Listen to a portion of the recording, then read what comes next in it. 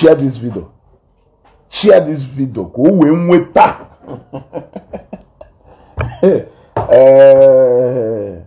I will make sure that the message will be free from direct throwing of stones. It will be free from insult and anything. I will make it as educative as possible. Share this video. It is very, very important. Recently, I have noticed an increased imokute enogo against our brother Evangelist Ebuka Obi, who is running his ministry and has countless times stated his position that he is and still remains a Catholic.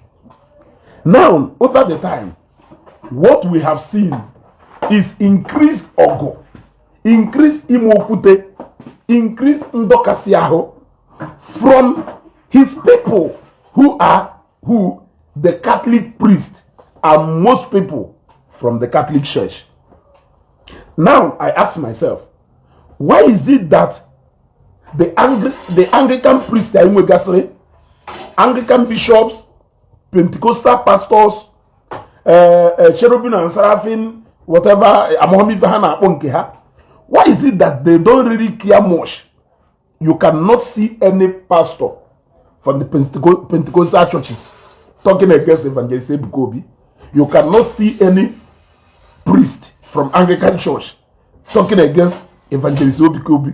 You cannot see any if even the cherubim and seraphim the Sabbath and the Ndotu. You cannot see anybody from those churches against Evangelist Ebuka Obi. Then I ask myself, why must it always be Catholic priest? Now, one thing I will say without meaning to insult anybody is that this is pure jealousy. I'm not personalizing it to anybody, but this is more pure jealousy, and I am sensing competition. I am sensing competition. You see, the reason is because the Anglican no. The Anglican, yafunata the Anglican ebe ha yaso Evangelist Ebuka Obi jiko wemenka, Evangelist Ebuka Obi jiko wemenka. Especially except those who has joined Mathematico Matthias. Akosayon, I greet you. Eh? Except those who has joined Matthias, then you could see the area where they are throwing their stones from.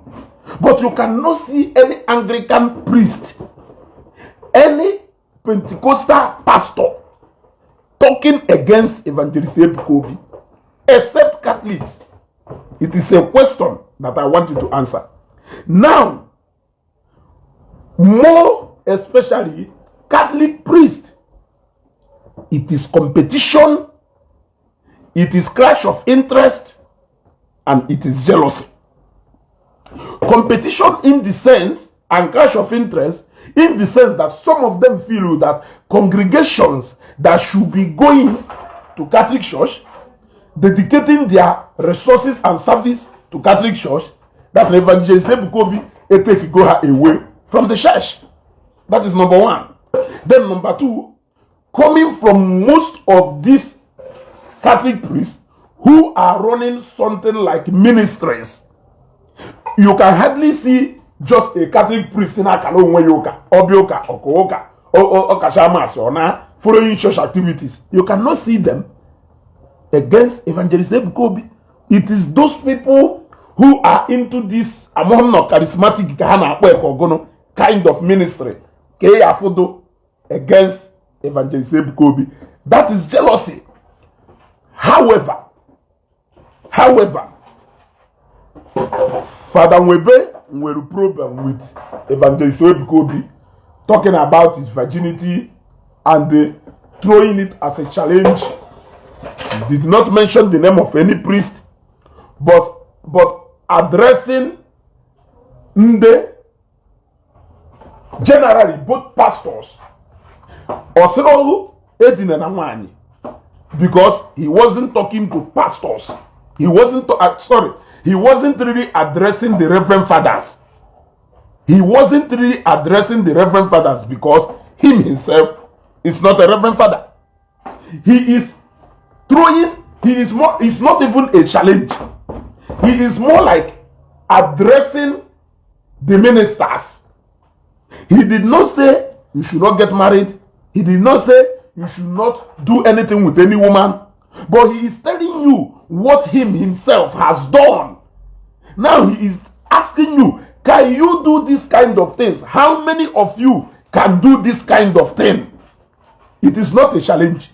And he wasn't addressing reverend fathers, because no man, according to the call of the reverend fathers, they are called to do exactly what he is doing. But he is saying it knowing fully well that he is not under obligation to do that, but yet he is doing that. So he is now addressing other ministers and not Catholic priests.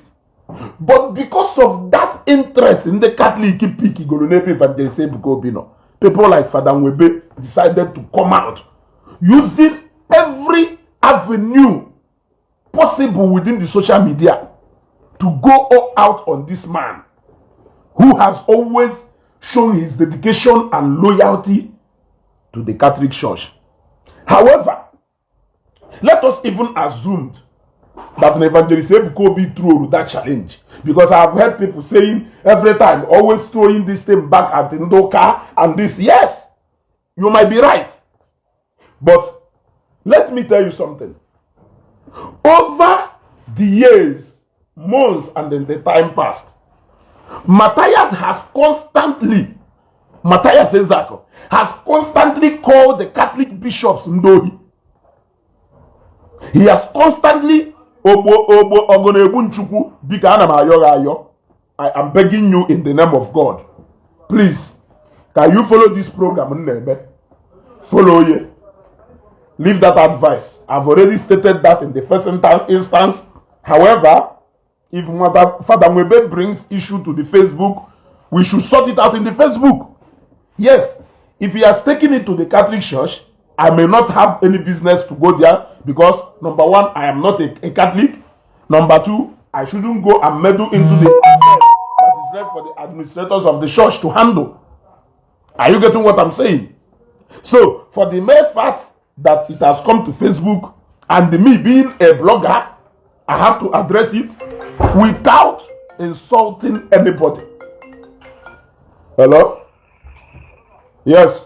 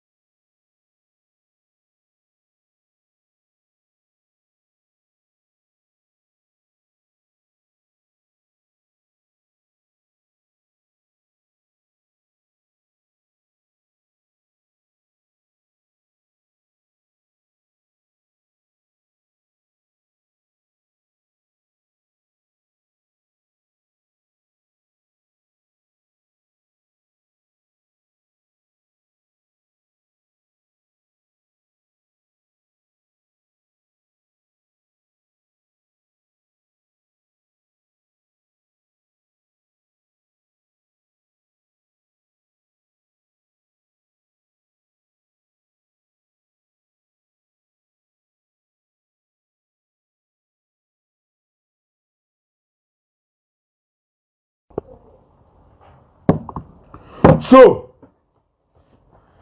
what I am saying is that the matter is open, so we should address it without insulting anybody and without throwing any personal words to anybody.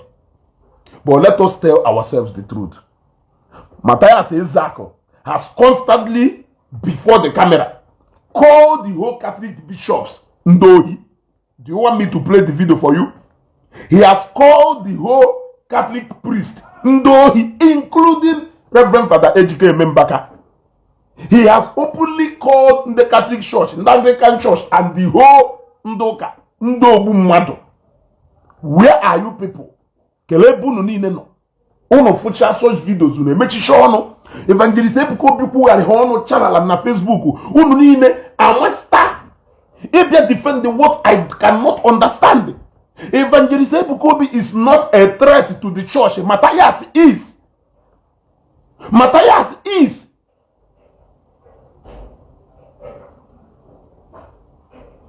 Chukwudimba Naso. Please, Chukwudimba Naso, if you drop that comment again, I will insult you personally. If you drop that comment again, I will insult you personally. I will not only insult you personally, I will remove your picture, post it on my Facebook page, and address you with insult continuously, so that you will know what it means to put Evangelist Ebuka Obi's picture every now and then, calling me out for nothing. Try it again, then I will show you.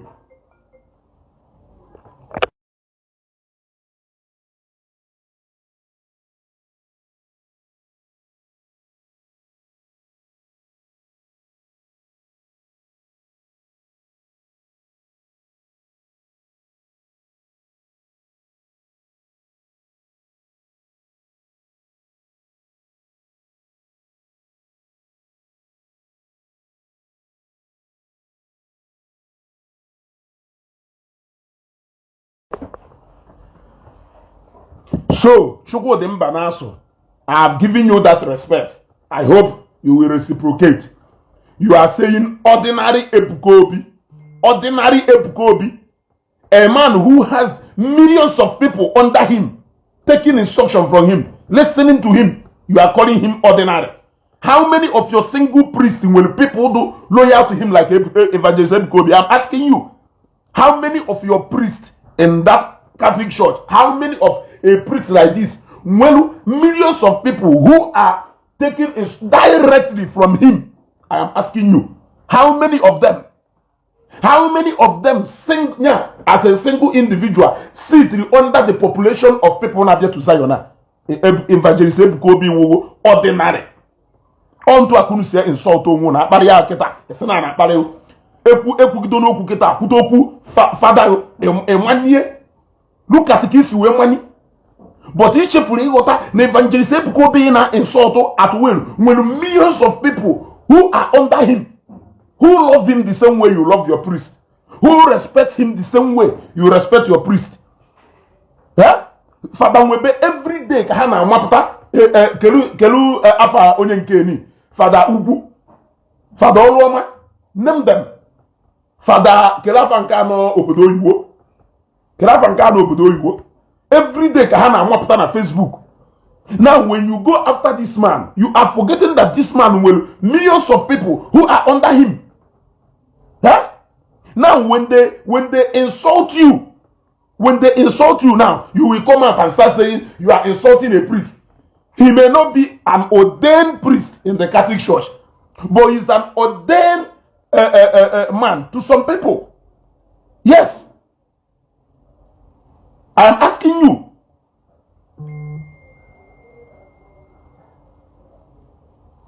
Now let me continue. Let me continue with what I am saying. Yeah? Evangelist Ebuka Obi is not a threat to the Christendom. Evangelist Ebuka Obi is not a threat to Christianity anywhere. The person who is a threat to you, Father Nwebe, is Matthias Ezako. How many times have you come out openly to address Matthias? I am asking. How many times have all of you come out openly to address a man who has referred to all of you as criminals in white robes?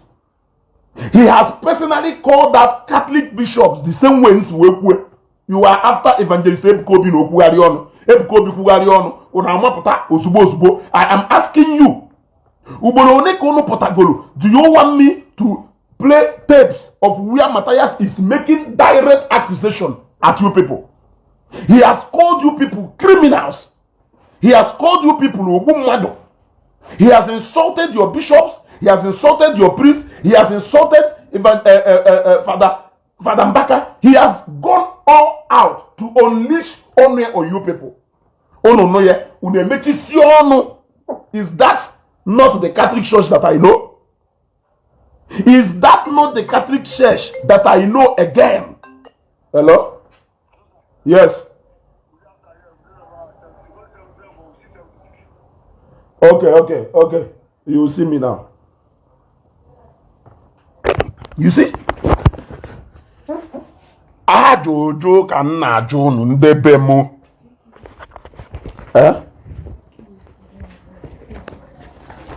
Mba. Ana m emute. Ana m ajụ unu si unu kedu ka unu na-esi anọ fụ Mathias ọ na-akpọrị unu niile Chidi Ozegbu I am not J-Pack. In case if you don't know, if by now you have not noticed that I am not J-Pack, then I'm sorry for you. I am not somebody you people can mesmerize into saying what I don't know. I am giving you the fact. Leave hatred and jealousy alone.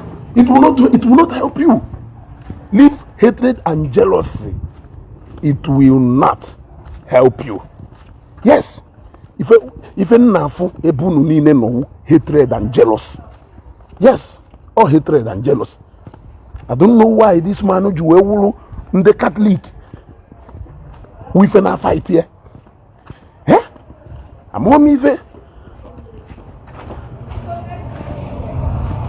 Okay.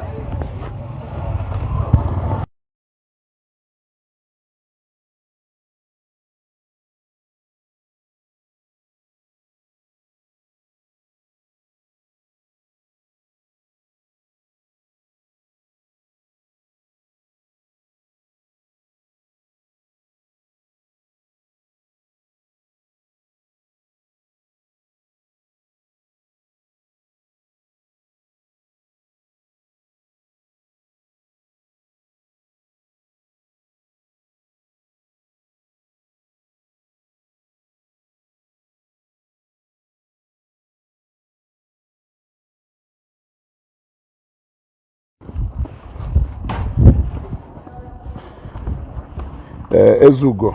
Okay. Ka mbagoro kwazie. Share this video. I want to give them the direction of where they should be channeling their grievances. Only if you understand that Evangelist Ebuka Obi is not your problem.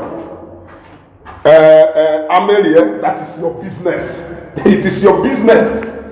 The same way you are under payroll, that is the same way I am under payroll. If you are under payroll, that is your business. If I will old story, we are past the stage of saying you are under payroll. Oh, then I got that stage. You don't know. Okay, if you are lawful on this app. Not okay, if you are lawful. Maka ọ na ọ na-ebịara ọfụ ama na ya gafego steji ị na-ekwu okwu now. Mba dewe na rumen. Ịghọtago ịmakwu mgbe anyị pasịrị the stage of ikwu na anyị nọ under payroll. Nke ahụ na akụkọ ochie ndị mmadụ ekwukata na ya ike gwụ ha hasịra na anyị dị jobless. Kwukata na anyị dị jobless ike gwụ ha. Ife awụ ọsọ ka anyị na-agba ịgbakọta ike gwụ ntị ike si wee gwu J-Pack. Ị pụọ na nkọ but people like us ike ada agwụ ya agwụ. Mathias is the problem and not Evangelist Ebuka Obi. I can post videos where Mathias is making direct accusation at all of you. He has called you people worst names and all of you has pretended like you did not hear it. You have pretended that you did not hear it. Do you want me to take you back to a lot of things? Rather, you are enjoying the praises of people who are teaming up with Mathias to bring people like you down. You are enjoying their praises. Go to your page now. Go to your comment section. Father Nwebe Joy, with all due respect, all the people you see they are chanting Ride on, ride on. Apart from people who may be supporting you from the side of Nafana support of Father Mbaka, because now I believe that Reverend Father Mbaka will online something between Evangelist Ebuka Obi. The rest of them are Matthias followers. And I don't know why you people will be happy entertaining those guys. I don't know why you people will be happy entertaining those guys. Yeah? Look at what Matthias is doing against the church. Unu uchisicha kanante ayinwa wunde neku. Ono na hapla nka aka ineku. Olu hana Zion ministry. Una unleash the Holy Spirit dunu nime. Why can't you people bring out that Holy Spirit dunu nime? Cause subdue demon ha dunu nime Matthias na ndotu. I'm asking. I mean, why can't you people allow that light in you? Because ono light, Evangelist Ebuka Obi with darkness. Agreed. Why can't you people increase that light in Onimuno? Cause subdue the darkness, the kingdom of darkness, which is Matthias, which is rebelling against you people with full force. Look, he is rebelling against you people in full force. There is nothing he has not done. There is nothing he has not done to make sure that no disengage with the church. Onu nega no ife ni na anya Ebuka Obi tagari achoma ebe ọ na-eme sermon una agacharie Ebuka Obi kwugari ọnụ una agacharie ọtacham una agacharie coming from the same people, no other person but the same people.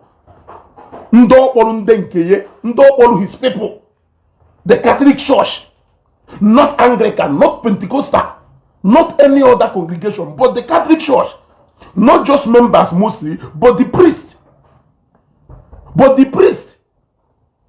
Yeah? So I don't understand. Yeah? I don't understand where this particular Ifas Yaputa, but for me, it sure take it to Ebenine, take it to Enu, take it to Anna.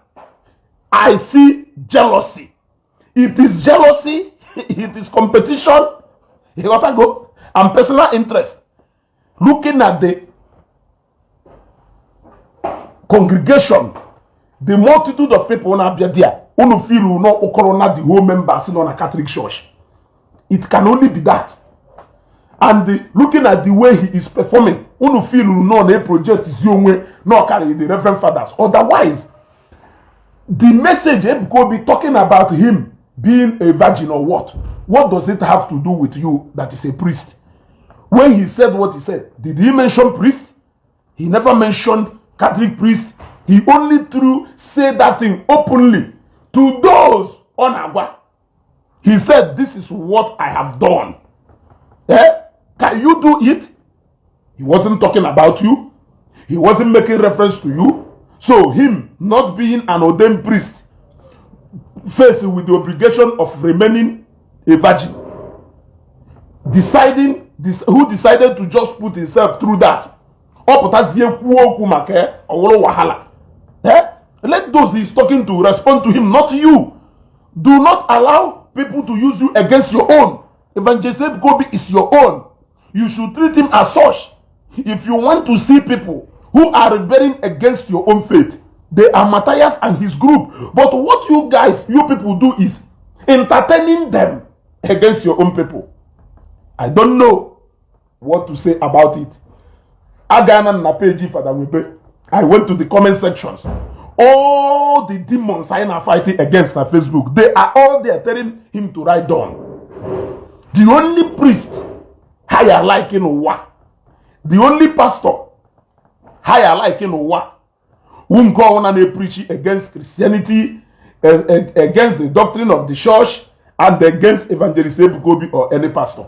Those are the ones. The demons are those are the ones Hana attache onwe hatu. And the ndana fuchakwe.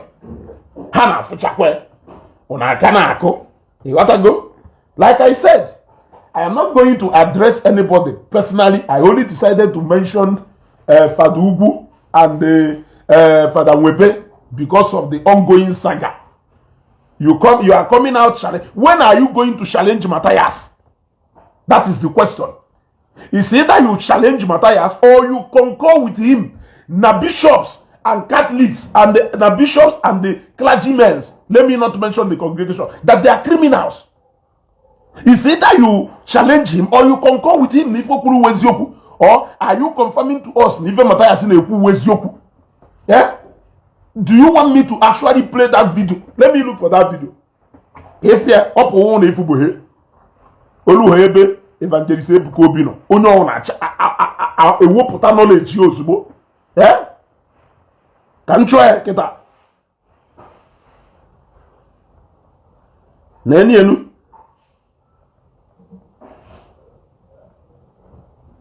Ka m chọọ ya.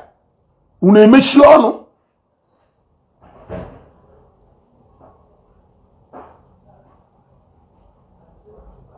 Unu emechi ọnụ. A na-ekwu ha ncha. Ọwụlụ okwu. Mụ na ije ụwa na ndị ọzọ. Anyị a na-anụ ọgụ unu supposed ịdanụ. Anyị a na-anụ ọgụ unu supposed ịdanụ. I have so many times called out on the bishops, the priests, and the Christian Association of Nigeria. Wee sị unu. Kere ife unu ji wee nọlụ ife na-eme mana ọ na-aya ekwu okwu. The only time unu ya apụta bịa kwuo okwu uwo. Oge olu n'ebe Evangelist Ebuka Obi nọ. Ọ na-apụta ịbịanụ in-house battle. Ọ dịkwa very bad yo. Ọ dịkwa very bad. It is very very bad.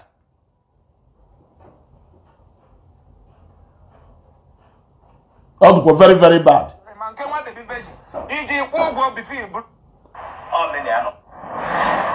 All the very, very bad.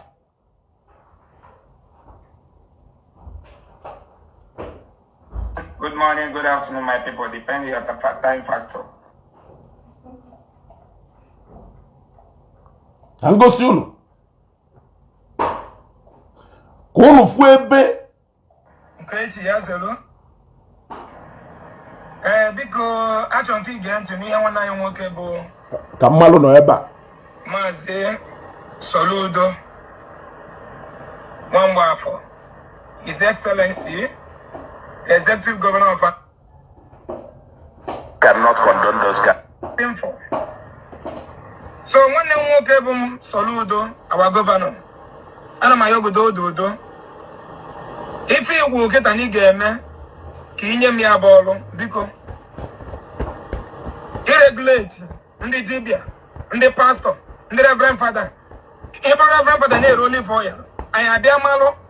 If only for the Somebody send the alum that video. Send the alum that video on the bishop. Somebody send the alum. We are the one that loves you. And you refuse. You keep on fighting us. Many of us who are agitating for your freedom, for you to understand that we are being duped by European through Christianity. Making it open to you to know that Jesus Christ and Christianity is evil. Dungeon. A kingdom of darkness that kept a black man in wretchedness and poverty and premature death till date. When we began to tell you that your pastors in Nigeria are demonic, when we began to tell you that your reverend fathers in Africa are thieves, criminals, only Christian in Africa is a demon. Because there is no atom of truth. That your reverend fathers and your priests are criminals. In their lips. In Egente. When we start fighting for your freedom. In Egente. Somebody like my brother Mazi Chekubo Kumwendu. Whenever we are fighting, broadcasting, spending our money and our time for your good and the good of your unborn children, you say no. They are all demonic. Can you see another accident? This one happened at Oba, Anambra State today. Some days ago, over 70-something people were born to ashes. Let us start afresh. When we tell you that we are the one that loves you, and you refuse, you keep on fighting us. Many of us who are agitating for your freedom, for you to understand that we are being duped by European through Christianity.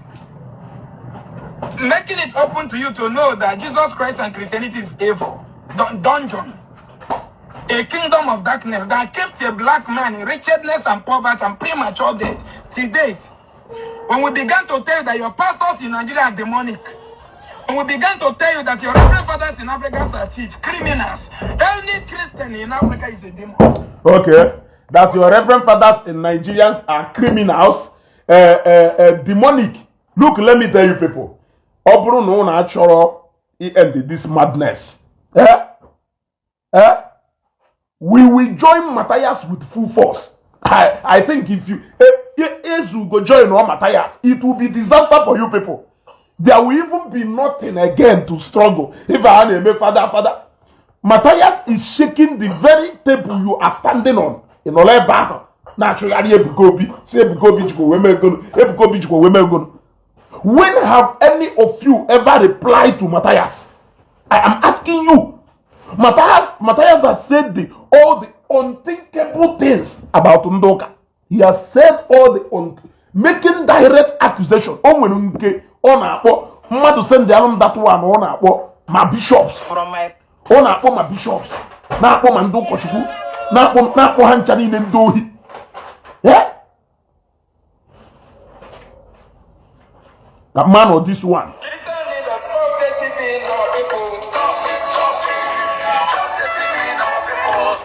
So you are going to read Brochi Bobo.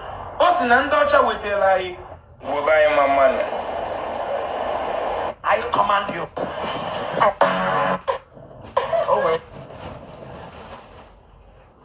Onye nwere that video ebe ahụ ọ na-akpọ ndị bishop ma ndị fada ndị ori.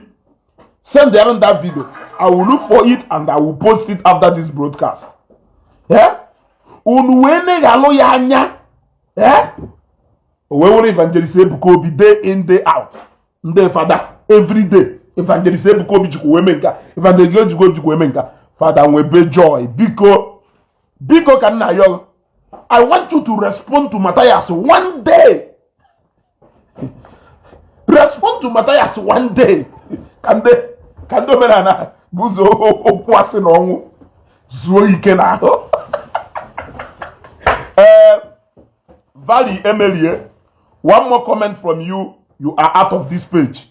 One more. Otuki need to read them more. One more. Carry on. Day one more.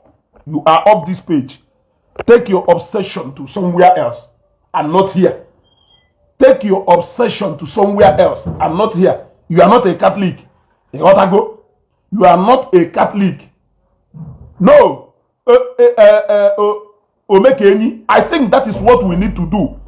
I think what we need to do is to make Nigeria unbearable for all of them. Because that is what Matthias is doing. But because of Ifeanyi, they are not getting the heat. Yes.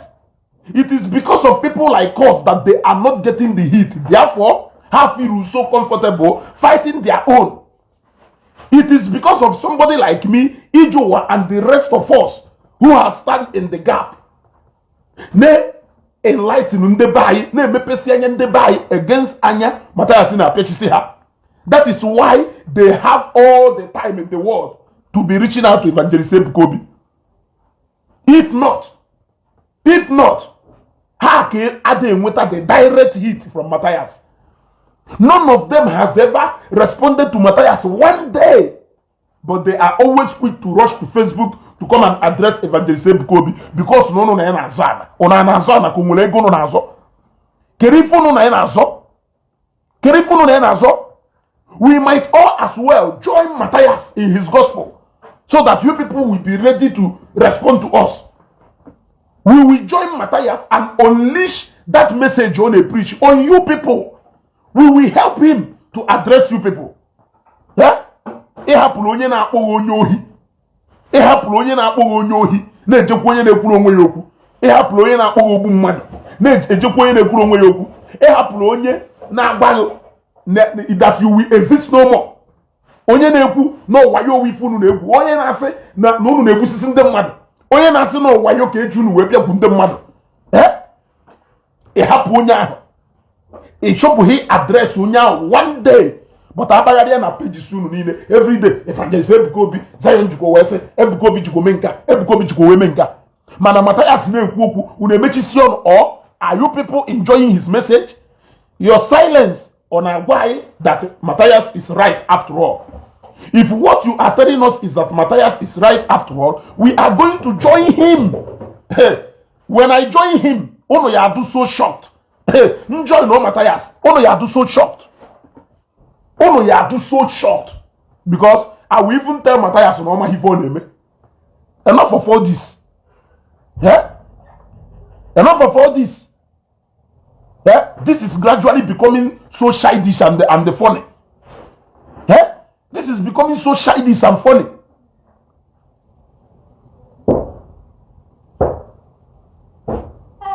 Yeah?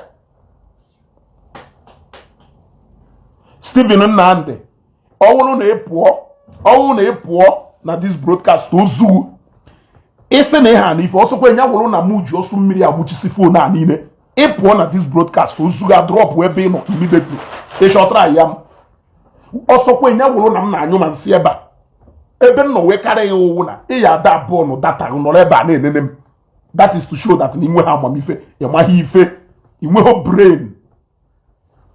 brain watch dewe this broadcast ozu ga drop ebe no immediately.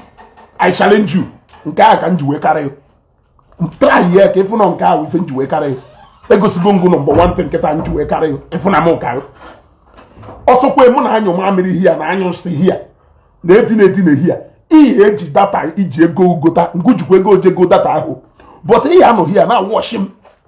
Yes, ihe anọ hia na watch him. You must continue to watch me with your data. Epo here, ozu. Yeah? Epo here, ozu ga drop from ebeno. Now, I am now telling you people, channel your message to one who needs that message. Channel your message to the man who actually needs that message. Evangelist Ebuka Obi is not your problem. He is not the one who says you cannot exist anymore. He is not the one who said you are a thief. He is not the one who says Ninebu Madu. He is not the one who said that Nandocha Junu Webia Kunde Maduwayo. He is not the one who says that Nunebu Shagunde Baye. Onye Kurifa no somewhere. Why are you people avoiding him? Why are you people avoiding him? Unu na-eze Mathias eze. Unu na-atụ Mathias egwu. Mathias agogo oshobaru ndị ụka ọfịa. Unu na-akpụsịa hapụ anyị. Mathias kwuo I respond to Evangelist Ebuka Obi kwugharị ọnụ. Unu nwe respond to. Enough of all that joke. Enough of all that joke. Me una asem owunu ni feel that na oke no ọlụgụ onye ọwụ naturally fight the body of Christ, that you want to protect the body of Christ. Matthias should be a priority in your fight and approach. Matthias should be a priority. Why are you disregarding the very demon? Natural uproot to the foundation where you are standing. Why are you fighting the ground, the very somebody who is trying to pull down the foundation you are standing on? Evangelist Ebuka Obi kwugharị ọnụ na Facebook unu ni na master baby akuzirie kuzielu no Mathias unu akuzinara Evangelist Ebuka Obi kuzielu no Mathias. Yes, kuzielu no Mathias. Mana unu chọọ unu gosi anyị by your silence that even Mathias na-ekwu eziokwu. We will be forced to join him. Yes, we will be forced to join him. And when it happens anytime soon, do not say, because the only voice in wake you up will be Kobe. When respond to Chokwa to Evangelist Ebuka Obi, the only voice here wake you up again, Evangelist Ebuka Obi. If you need na Mathias na anu neti, umweho therefore opobono. Umwehi for level bobono. Umwe allegation obobono. Umwehi ya na aga go ogobono. Umwe di fani wichi mwadu no wa dunjo o wishi bobono. Ono na ada no ye. Is it that no na ada no ye kan najo? Na Evangelist Ebuka Obi kwuo no a virgin. Ona master ebiakwu no na enyo virginity challenge Mathias. Mathias whooped na 10 million, whooped 100 million, we challenge Ndoka. You people should challenge him back. Yes. Yeah. Na Evangelist Ebuka Obi no na Lagos state ebe ndị Yoruba dominated in Oka. Ndị Yoruba care about his activities Even the Catholic Church in Lagos State are not being threatened by the existence of Zion. But Catholic Church in the East, rather, is being threatened. Is it not a shame? It's a shame. The Catholic Church in Lagos State, in the Yoruba, at all go, I don't care, I never Evangelist Ebuka Obi. But the Catholic Church among Igbos has decided not to sleep because of Evangelist Ebuka Obi. I don't even know why he is still in Catholic Church. To be honest, I don't know why Evangelist Ebuka Obi is still in the Catholic Church. The one may pay your own church. May wear your program from Monday to Sunday. People gonna be here. Yes. I don't know why you choose to still remain among the people who don't love you. Leave that church for God's sake. Leave them. If they don't want to, leave them. If that is the only way they are going to leave you alone, leave them alone and open your own church. You will everything at your disposal to run your own church successfully. Why are you still there? How can you continue to be among the people who don't love you? How can you continue to be among the people who want your downfall? Why can't you leave them alone and go and start on your own? Yeah? Leave them alone. You can choose to be running your own program now as a church. Or Ishiti Bible study, people can appear. Ishiti Wednesday prayer, people can appear. In fact, open heaven in name. It's sure you put one key at the men and Wednesday or administration hour. People can appear. You don't even need anybody now. Only God can need it now at this time. Because all of them mad, you will go mad. Can you think another Catholic church? If they don't want you, leave them alone. Come into Anglican church. We will welcome you with our both hands. Yes. Come into Anglican church. We will welcome you. We will embrace you. Yeah? I had a new red carpet. Do that. Yeah? Leave those people.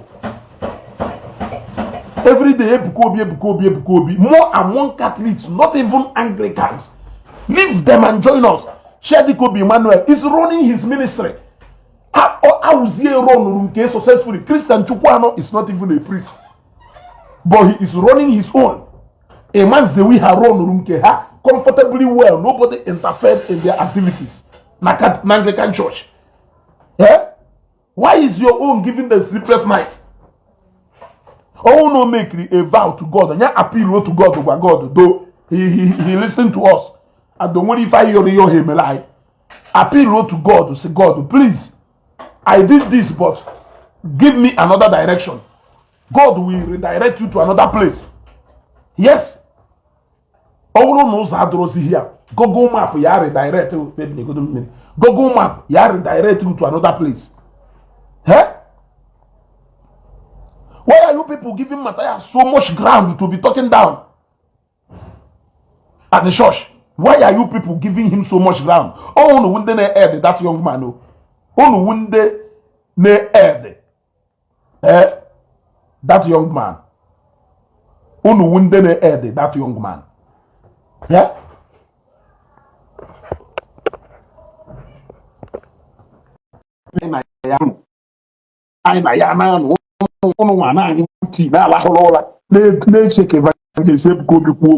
Evangelist Ebuka Obi master from look at Father Oloma. Father Oloma cannot even for one day address Matthias. The only time not addressing Matthias, but he has addressed Evangelist Ebuka Obi and whatever thing more than how many times? Every day, miracle. You never liked Matthias. Matthias or like waiting concern me and him. I say you never liked Matthias for once. Go no concern maybe Matthias no. Go no concern maybe Matthias no. So you've never liked Matthias. But we live in maybe that go get you.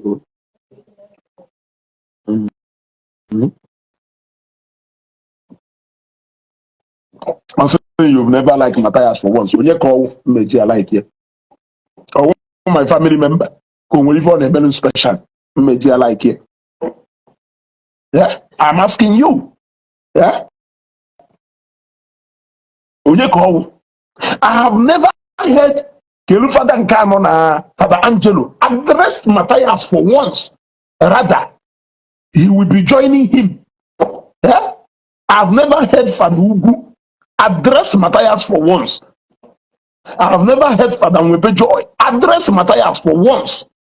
But they are always quick to rush into Ebuka Obi's matter.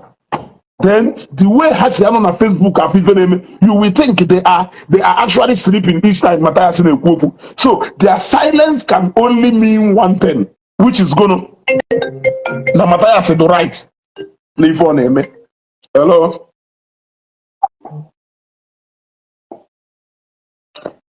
Agwara m gị mmeni mkpọ ọnụgụ na ọnụ ọkwa ife m gwara gị.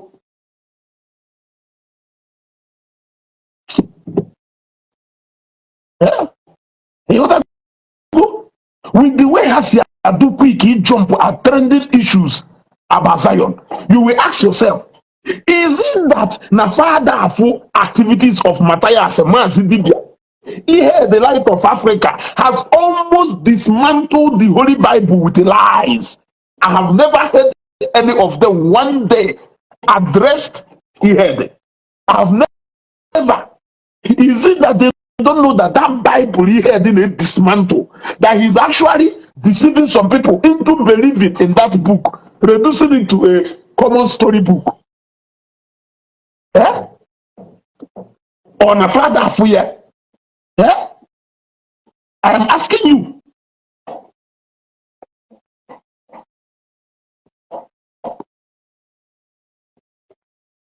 Eh? On a father for you? Party. Here, reality, you hit every single member of your family. And of your reality, about umofike. Reality, dear. If when reality will hit you, eberima, ndohi, ina onye reality ye hit. Matthias na akuziri reality. Ọ na-akuziri reality. Ahọrọ ya m nju n'ọgwụ nya na-abịa akwụrụ m hospital bill m. Nchi ime travel gba ticket. Nya na-abịa gba ticket nje eme travel. Ebe m na-eji ego afịa m na-ere nya na-eji akwụrụ m ụgwọ nji ego. Nchi ịba moto bịa Lagos nya na-eji akwụrụ m ụgwọ moto m ji abịa. Nyama moto nke m nya na-eji agbanyere m fuel na filling station. Moto m mebie nya na-eji mechanic eji alụrụ nya. All these things are not the reality ị na-ekwu. Is that not so? Onwe help need mma na mmadụ ya emerụ nya na-akpọje m onye ya emerụ nya. Is that not the reality you are telling me that when it's going to hit me? Eh? Now reality accusing that when it is going to hit me, that I will know who to run to. Eh? I'm heading to 40 years. Home realities of life. Heading to 40. 1111 into 40. Enough challenges in this life. Eh? Oh, tomorrow is come meet reality I'm meet off. Tell me one thing I will meet tomorrow that I don't already know of today. I'm asking you. You are talking about reality. Is it not some of you who don't even know about reality? When Matthias was arrested, you people quickly forgot that the reality of this life is Onyango. You quickly forgot the reality that every mother arrest, you call your lawyer. You quickly forgot the reality that Namadu arrest, you need to follow procedures into getting that person out. So, which of the reality can you believe in? Apart from me, I am asking you, which of the reality can you? If first go reality of life, the reality of life is that you are now an adult. You are now an adult. You should go out and fend for yourself so that you can be able to start raising your own family. That is another reality of life. Have you faced that reality? I am asking you. Have you been able and bold enough to face this particular reality in the market? And I about the reality of life. The realist. As in the realist, unu ni na master from ebono. Aka enwe n'ofe before aka mmadụ.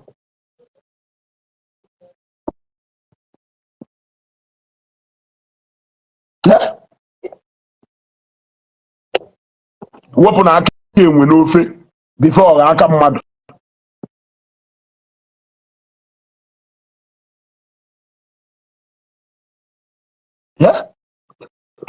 Wepụ na aka enwe n'ofe before aka mmadụ. I will not stop, I will not go beyond here.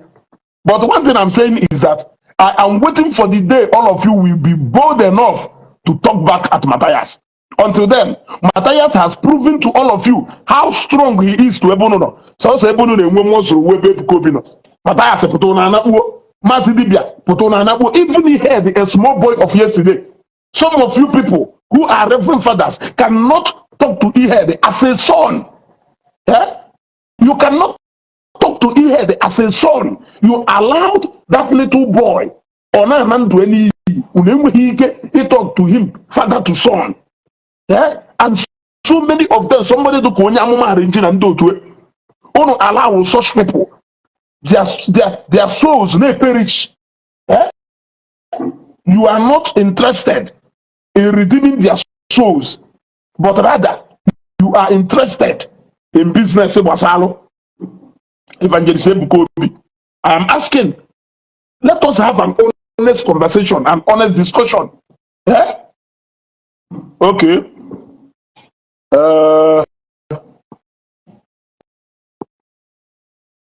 Somebody Nwebe je mepelu lolo je park here.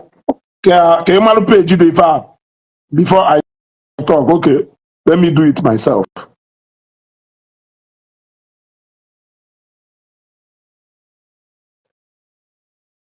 Somebody mepelu mu this comment lolo je park.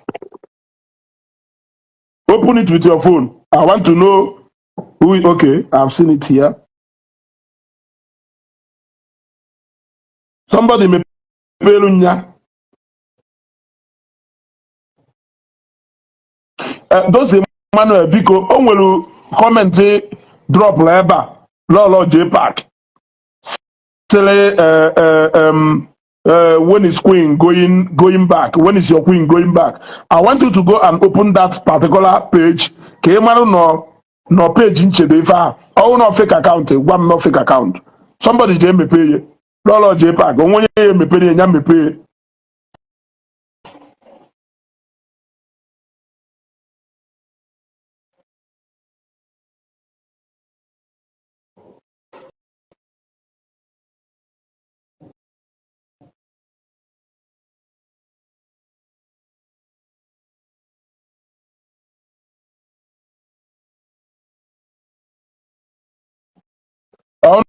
No nwere onye mepere that account ya gwa m. Okay, it's fake. It's fake. Okay. Or fake account to the or no fake account na one no fake account. Somebody jenene or no fake account. Dozy, let me check. Okay, it's fake account. All right. Okay. Case closed. Ebe no fake account. Case closed. What I go?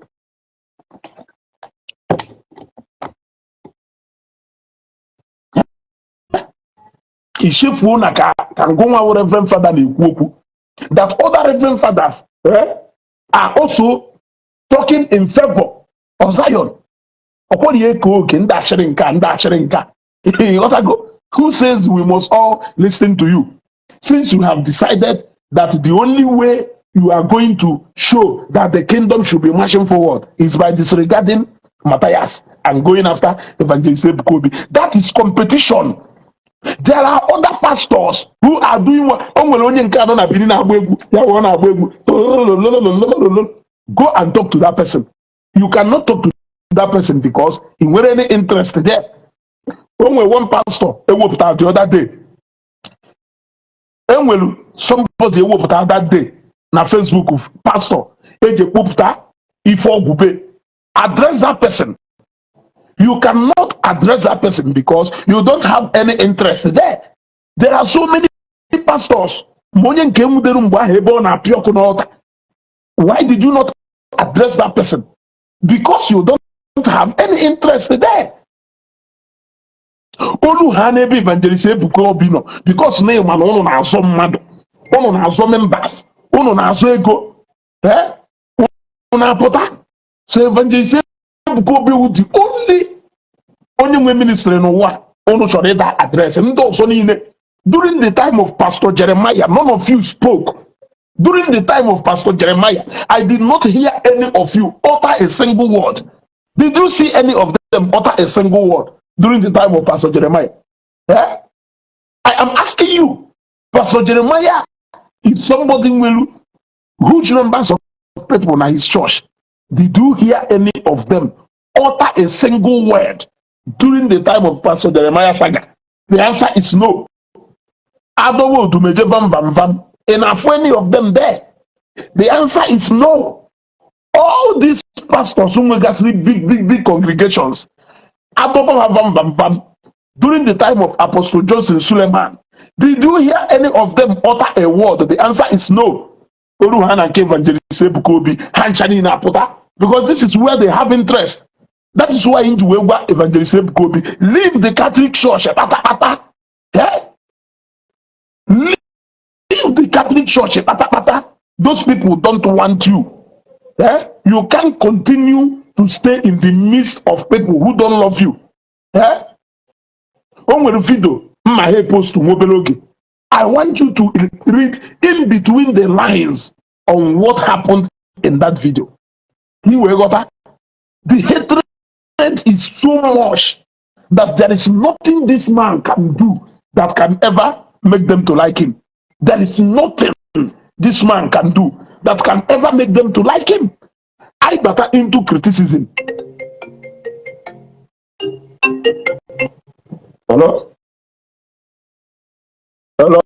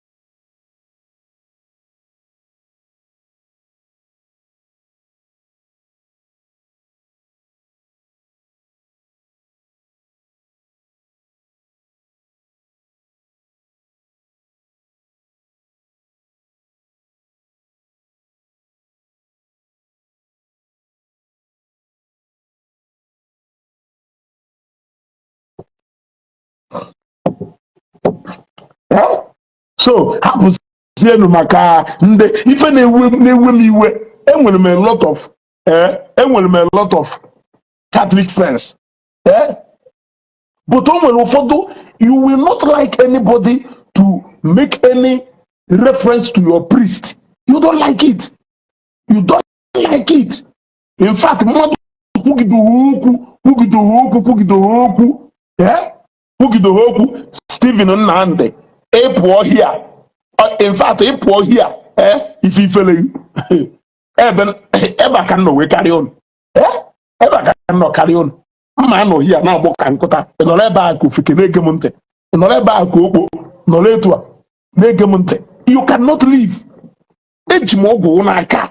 Etu a ka m si wee jide ọgwụ n'aka. Eji ngụ ka ụkwa achị n'aka. You cannot leave this broadcast. You can leave. Is it not your data? Is it not your data? Or you leave. It is your data, it is your phone, the decision is yours, but I am in control of it. I am in control of it like this. Even Cholo can make you. end ya ijebe bi na-eje mee end ịnọrụ here na watch him. You cannot leave this page. Ngwa pụọnụ oya pụọnụ ka m fụ you cannot go. You put akụkọ a priest her master but he anọ here and I talk down on somebody onye ọzọ etu ahụ isi afụ your priest ka onye ahụ si afụ that particular man of God etu ahụ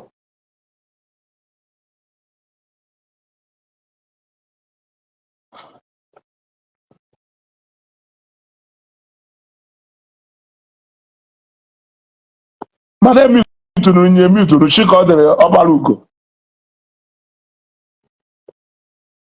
emitụrụ nye emit ịghọtago etu ahụ isi afụ your priest ka onye ahụ si afụ pastọ nke spiritual father ịghọtago etu ahụ isi afụ that bishop ka onye ahụ si afụ nke you cannot talk down on another person's pastor and you expect your reverend father ka somebody dari na.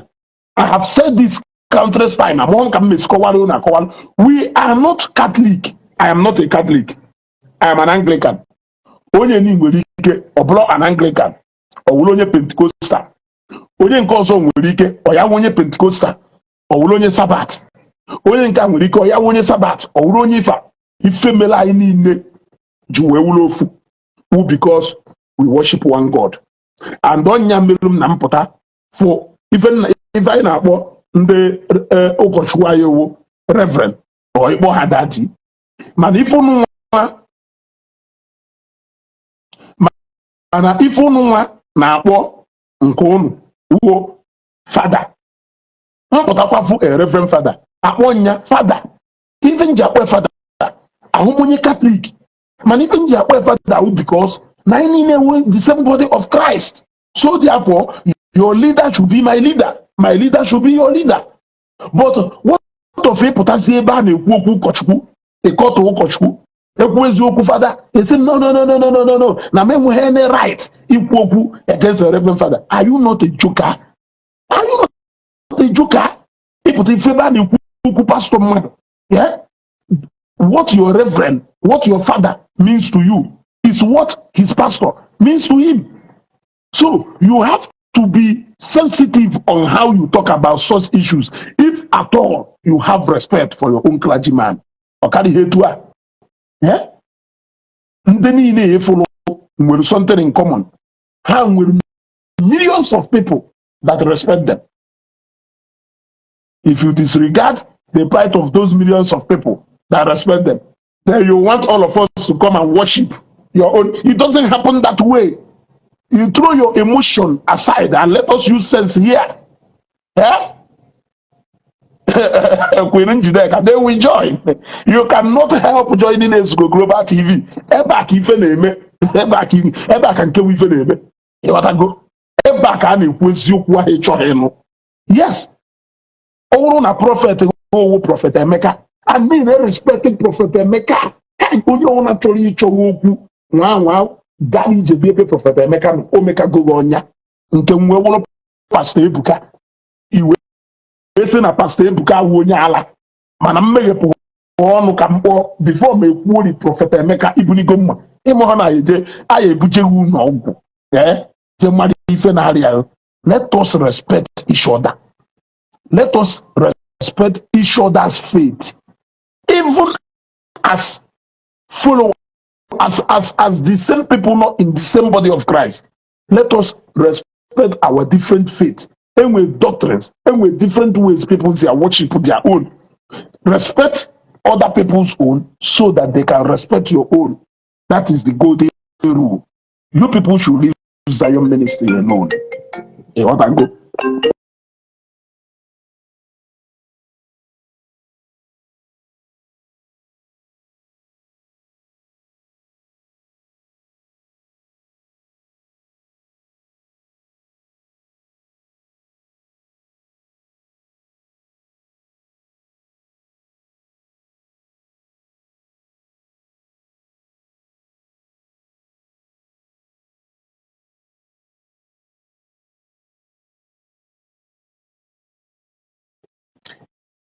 Huh?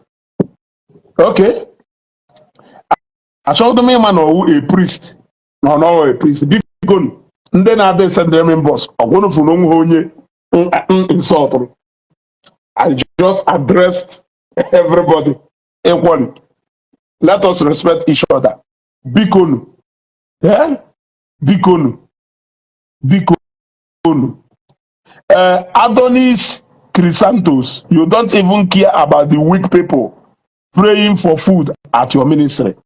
Nnamu, butenu ni puteni esolungu jebi nda ahụ na-ayọ for nni. Those people praying for food, since you know them, I don't know them, but you know them. I want you to bring your own quota. Let me bring my own quota. So that we can give them so they can have food to eat. I will be ending this broadcast because I have something to attend to. We are coming back to continue from where we stopped.